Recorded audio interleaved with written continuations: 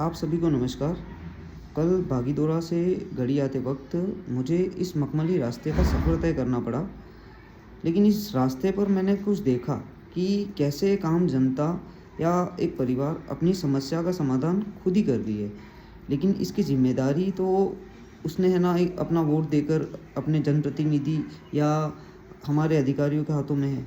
लेकिन फिर भी किस प्रकार से एक आम परिवार इस समस्या का समाधान खुद अपने स्तर पर निकाल रही थी। जैसा कि आप सभी लोग जानते हैं कि गढ़ी से बागीदोरा का जो रोड है, उसकी हालत कितनी वाहियात है, कितनी ख़राब है, कितने गड्ढे हैं, कितनी धूल मिट्टी है। और गर्मी के टाइम पर उस रोड पर जिस प्रकार से वो धूल मिट्टी उड़ती है, मतलब टू व्हीलर वाहन वाला व्यक्ति तो इतना ज़्यादा परेशान हो जाता है कि उसे सामने आ रही या आगे निकल रही गाड़ी का अंदाज़ा भी नहीं होता। इसी बीच मैंने देखा कि ये परिवार वहाँ पर खाट लगाकर उन्होंने कुछ अपने खेतों में सब्जियाँ उगाई थी जिसे वो सेल कर रहे थे। तो वो वहाँ पर बैठे थे और उस आम के पेड़ के नीचे ही और उसके जस्ट सामने गड्ढे थे, जिन गड्ढों से हज़ारों गाड़ियाँ वहाँ से निकलती होंगी। और वो लोग उस गड्ढों में गिरने वाली गाड़ियों की आवाज़ से, धूल से, उन कंकड़ों से परेशान होकर उन्होंने खुद से अपना हाथ बटाया और वहाँ पर उन्होंने धूल मिट्टी डालकर उस गड्ढे को भरा।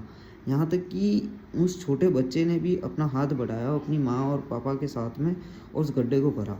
जो पार्टी आदिवासी विकास की बात करती है, आज उन्हीं के क्षेत्र में रोडों की हालत इतनी बकवास है कि हम जाने से कतरा जाए।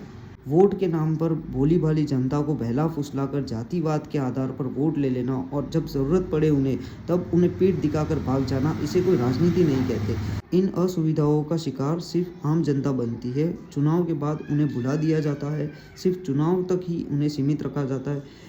लग्जरी गाड़ियों में घूमने वाले नेताओं को उन गड्ढों का आभास नहीं होता, चाहे वो 100 की रफ्तार में ही क्यों ना जा रहे हो। लेकिन बाहर बैठा वह इंसान जो अपनी दुकान चला रहा है, जो एक अपनी छोटी सी दुकान चलाकर अपना घर गुजारा कर रहा है, उसे उस तकलीफ़ का एहसास है, वो परेशान है।